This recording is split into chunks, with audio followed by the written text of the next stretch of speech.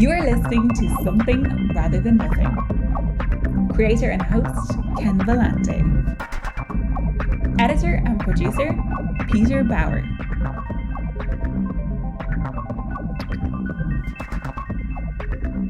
This is Ken Vellante with the Something Rather Than Nothing podcast, and I am very pleased to welcome Zoë Presley, who does a therapy practice connected to forest bathing, healing in the woods, and with therapy. Zoë Presley, thank you so much for coming onto the program. Thank you so much for having me, Ken. Absolutely. I had encountered the concept of Shinrin Yoku, known as forest bathing, a general practice of being in the forest and with some intention. Can you tell us a little bit about your background and how you encountered this practice, and how you've started to integrate it in your therapy and in your life? Sure. Yeah. So, I started my career as a psychotherapist, learning a lot about the impact of burnout on healthcare professions. It affects doctors, nurses, psychotherapists, essentially everyone who works in the healthcare sector experiences burnout from time to time. And so I had this inner exploration of what would it look like for a healthcare provider to be receiving care as well as offering care at the same time. And that inquiry brought me to, well, how do I receive care? What is the experience for me personally, feeling cared for, feeling healthy? And, it was a pretty quick link to my experiences with the outdoors. I've always really loved spending time outside playing as a child, and then that interest developed into camping and hiking, backpacking, and water sports, as I got older.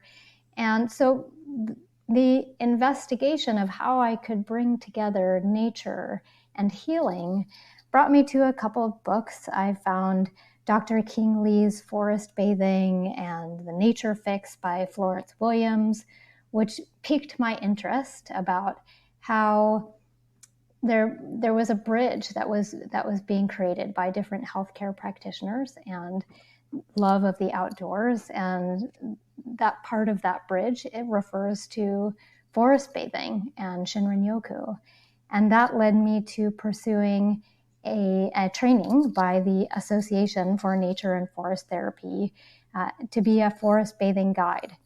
And so that was a few years ago. And since then, this idea of forest bathing has become a lot more pervasive. There are forest bathing training programs and programs for the public, literally all over the world, as well as lots of books and magazine articles, which I'm sure you've come across in your search.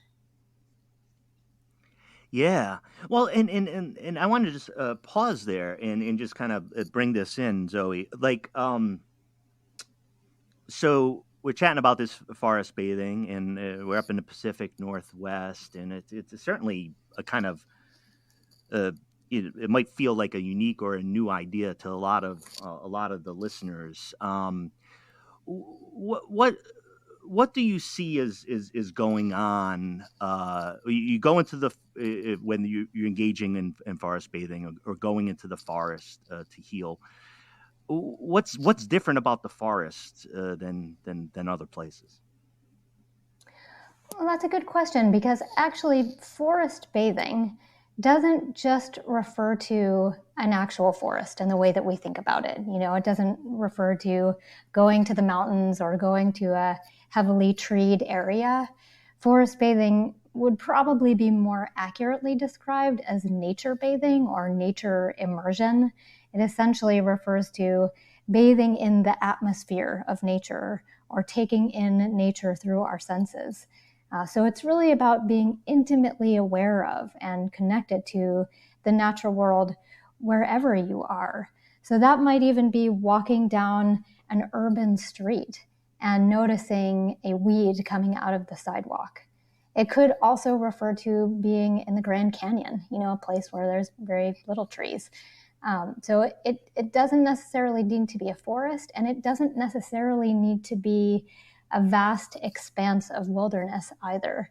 Forest bathing is really something that can occur just about anywhere.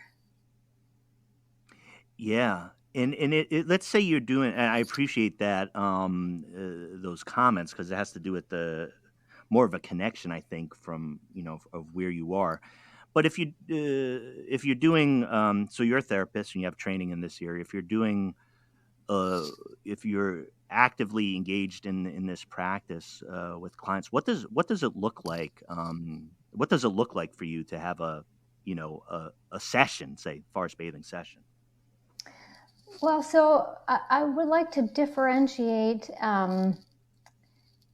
There's different terminology that's used for different aspects of the practice of supporting someone in engaging with the natural world. So that can refer to the practice of forest therapy, which is something that's associated with a guide training program where you lead an individual or a group of people through a series of exercises that are intended to help somebody connect with the natural world.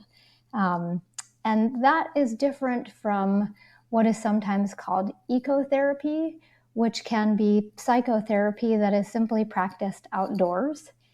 There are elements of forest therapy that can be combined into ecotherapy. So with my clients, it can look like a variety of different practices that all have different names. But sometimes it does look like having psychotherapy, in a natural area, going on a walk or sitting in the forest, having a conversation about someone's life and the challenges that they're experiencing, while also supporting them to connect with their senses to their environment. That's an aspect of traditional psychotherapy that isn't necessarily part of a treatment. To inhale the aroma of the surroundings, to look for elements of inspiration in the surrounding environment. Those are the components of forest bathing that help to create a different kind of experience for someone, especially to help them get out of their thinking mind and into their physical experience, into their sensory experience. So yeah, those are just a couple of examples of how I might support someone through traditional psychotherapy that takes place in a natural environment, or how I might, support them in sort of veering away from traditional psychotherapy practice into just an exploration of the senses. Yeah, thank you. And we're speaking with Zoë Presley about forest bathing and healing.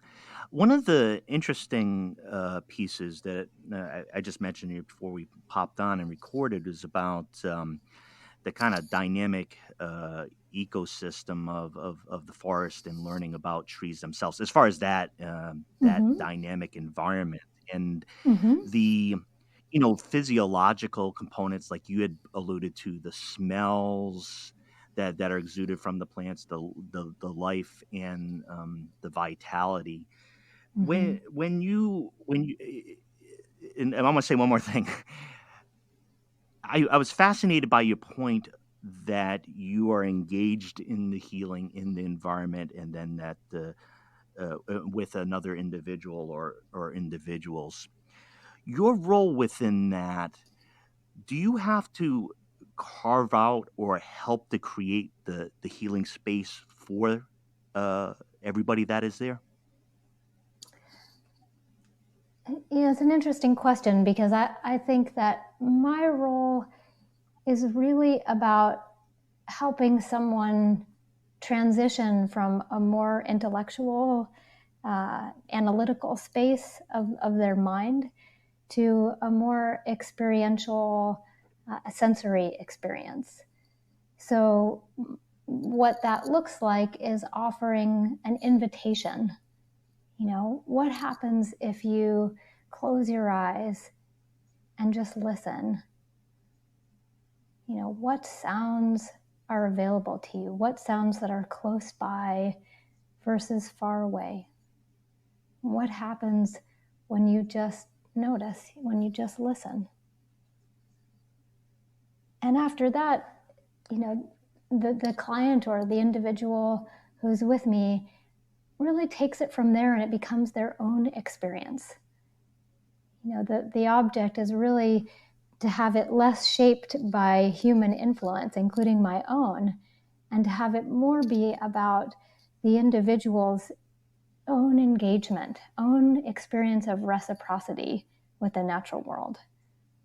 So my job, again, is really about creating an invitation and then stepping back. Yeah, I appreciate your description of that. Is very helpful. This is a podcast, and we get into philosophy and some big questions. And I wanted to ask you a couple of those connection to your work and to yourself. Yeah, one of the pieces, one of the questions I like to ask is, as far as you yourself, who or what made you who you are? That's a big question. I could say, well, it was obviously my parents or my family or my friends, the people I've learned from, my teachers, my life experience. But really, I have no idea. I believe that there is so much about life and existence that I will never know or understand. And I actually enjoy that aspect of being alive. The notion of understanding versus experiencing is an important aspect of forest bathing, which helps us separate from, the incessant cognitive processing of our typical daily experience that wants us to make sense of life and understand things, and really shift into the experiential realm where we simply observe and participate. That's where I connect with awe and inspiration, deep connection. And so what your question elicits in me is this sense of, I don't know who made me who I am in terms of who is Zoë, but I could tell you what is influencing me in this moment. I'm looking out the window and I see that the apple trees in my yard are in bloom. And when I see those blossoms, there's a feeling that arises in me. And that's who I am.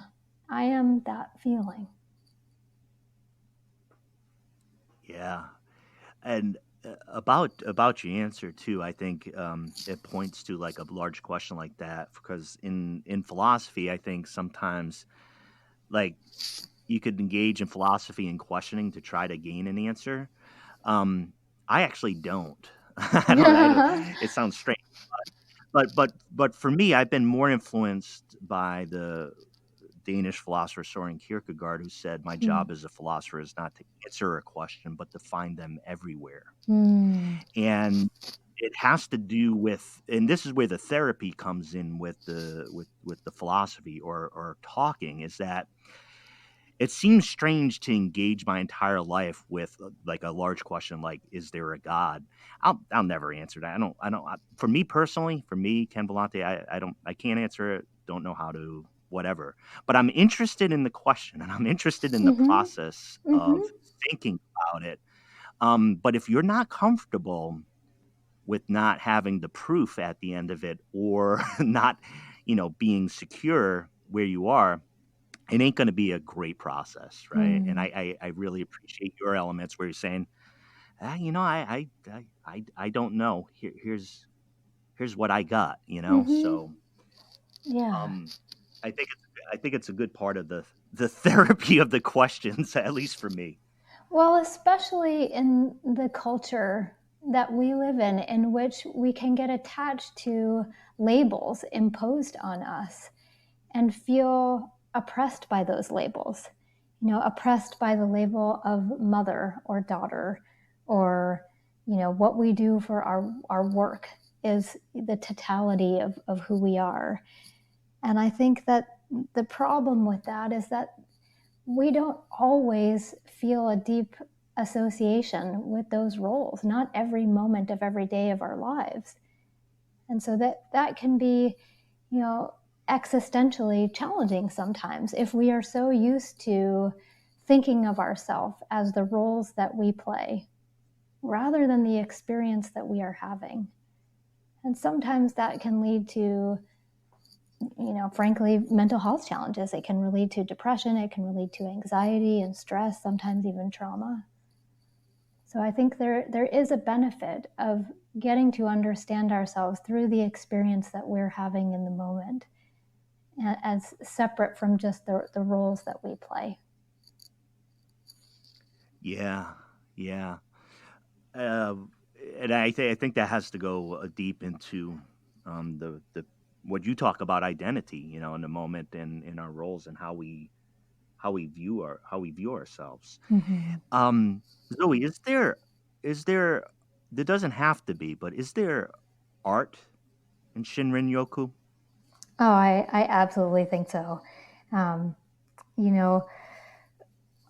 art can be interpreted in so many different ways, but I mentioned that forest therapy can involve invitations or suggestions for engagement with the natural world. So, for example, one invitation is to find a natural object that symbolizes a phone, and then have a conversation into that phone about the experience that you're having. Other invitations relate to creating designs with found natural objects or creating stories based on what is observed.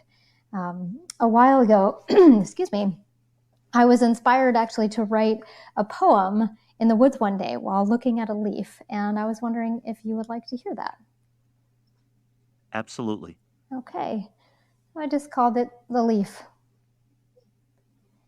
It's not perfect, this decaying leaf, caught in the fronds of a bracken fern. Sunspots and frayed edges tell this leaf's story. Not the whole story, just maybe when the wind blew it loose from its host tree, no doubt a long distance from its present home, inches above the forest floor. I am compelled by this leaf, how it rests unapologetically in the fern. I anthropomorphize its sense of pride and satisfaction. I've traveled so far. I consider my own life, my sunspots and frayed edges, the arms I rest in. I am also imperfect, but I am not like this leaf, content, I imagine, on the fern. No, I strive for something like perfection, despite all the indications that my striving is senseless. I am not yet like the leaf who accepts its place in consciousness, but I hope to be.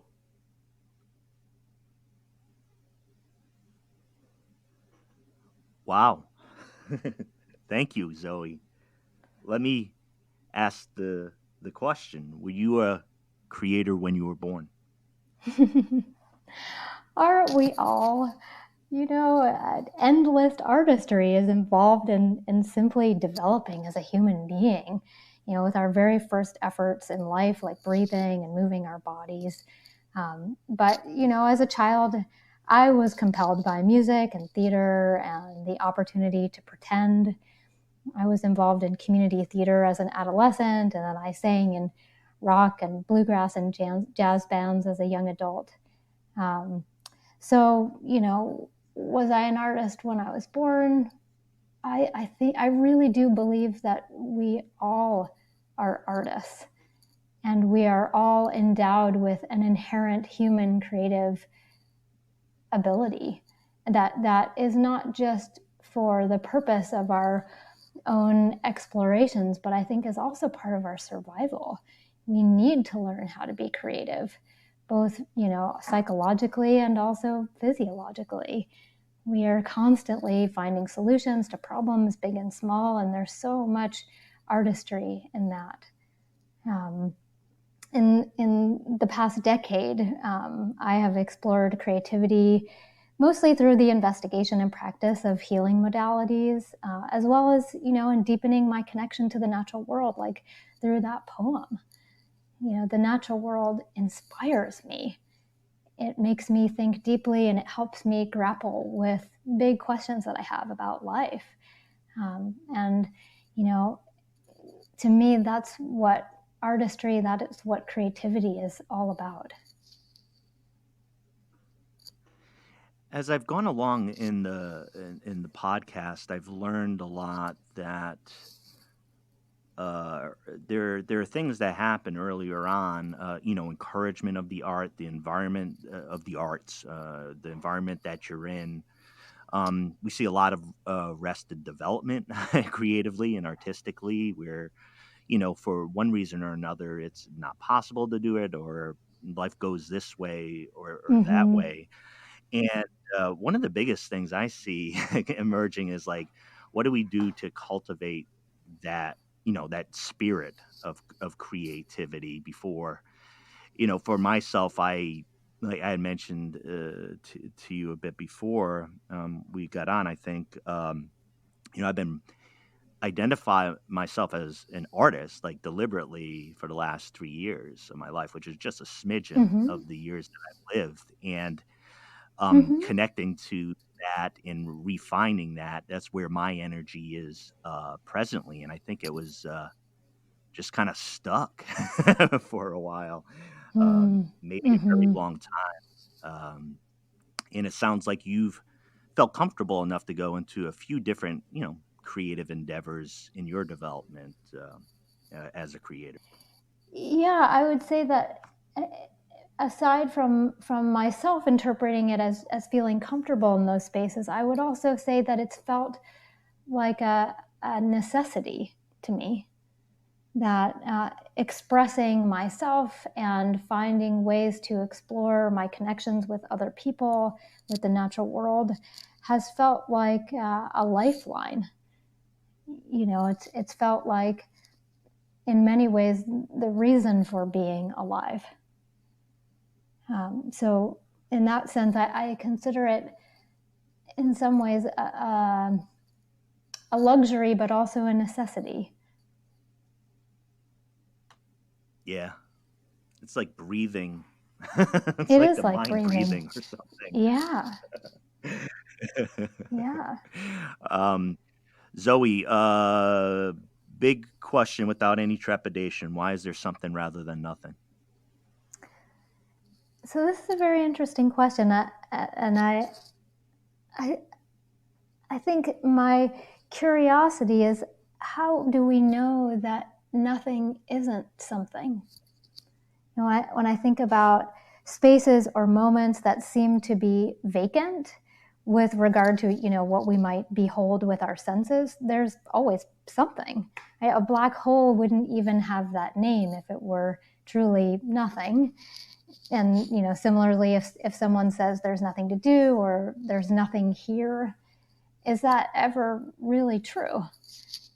So in my opinion, the purpose of being alive is to radically seek the something in every moment, especially when we're inclined to see nothing.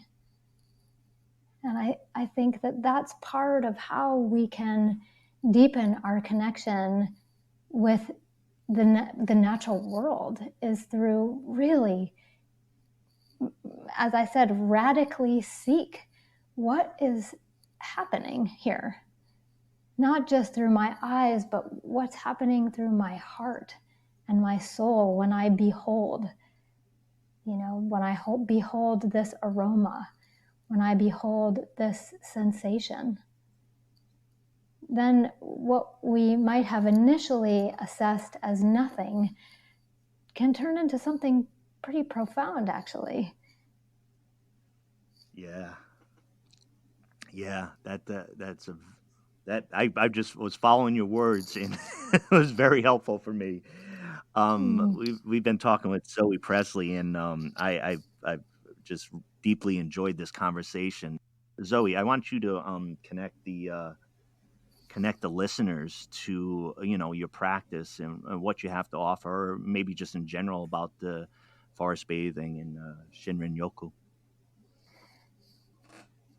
So there's another poem that I wanted to share, and I would love for that to happen. this one's not by me. This one is by someone whose name I'm hopefully going to get close to. The name is Zoë Presley, who was a 14th, 15th century philosopher, actor, and playwright who incorporated numerous themes of Zen Buddhism into his works. And I thought your listeners might appreciate how this piece of writing, which had nothing specifically to do with forest bathing, really encapsulates so much of my understanding of and relationship with forest bathing, and what I hope that people also might try on their own to seek the something when there is, apparently nothing.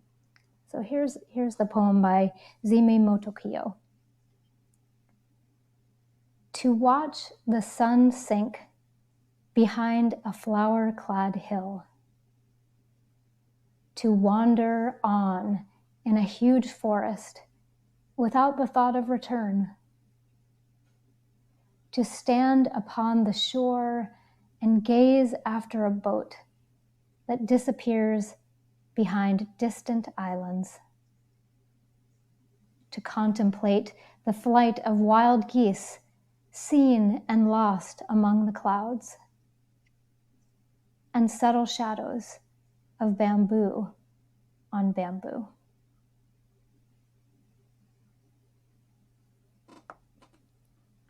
Absolutely lovely. Absolutely lovely. And that was the 14th or 15th century you mentioned? Zoë was alive in the 14th and 15th centuries. Yeah. Yeah. Wow. Oh, thank you so much. Just incredible. Zoe, what was your website? My website is my name, so it's zoepresley.com. That's ZOEPRESLEY.com. Zoe, I want to thank you so much for appearing on the program, and honestly, in talking to you here, the somethings, the somethings that you shown to us and given to us, and I want to thank you deeply for that. You're welcome, and if I could just offer your listeners one more thing, because I do think that as you mentioned earlier on in our conversation, that healing spaces are so much about intention, and that considering that healing can be thought of as opening up the body, the mind, the heart, the spirit to engage and receive. In a practical sense, this can be so simple. It can look like taking a deep breath, reciting a mantra, stepping over a threshold, focusing our attention, or even just listening. And with that simple intention and simple action, anyone can consciously shift awareness from the thoughts circulating in your mind to everything else that is available in the moment, what we see, smell, hear, touch, taste, feel. And in those spaces, we can become aware of healing that is always available, but that we're just not paying attention to. And so there isn't any complex set of directions for this. It is accessible to anyone of any age, any ability, to simply create an intention and open themselves up to what is happening in the moment. Yeah, and that's powerful. And basic instructions. One of the things as I'm recording here this weekend, for the first time in my life, I've laid out 9 separate things for self-care this week for myself. I've never done that, Good but for I've you. done that. Uh-huh. And yeah, and part of it is creating this podcast with you, and part of it is learning the deep learning that I've experienced from you. So it's a real thing, and it's in process. So wanted to thank you so much, Zoe, for your time. And a little bit later this afternoon, there's a beautiful trail, and I'm going off in the woods for about 5 to 6 miles. No, good for you. Good for you. I hope that you are able to open yourself up completely to the experience, maybe in new ways today. Thank you so much. Thank you so much.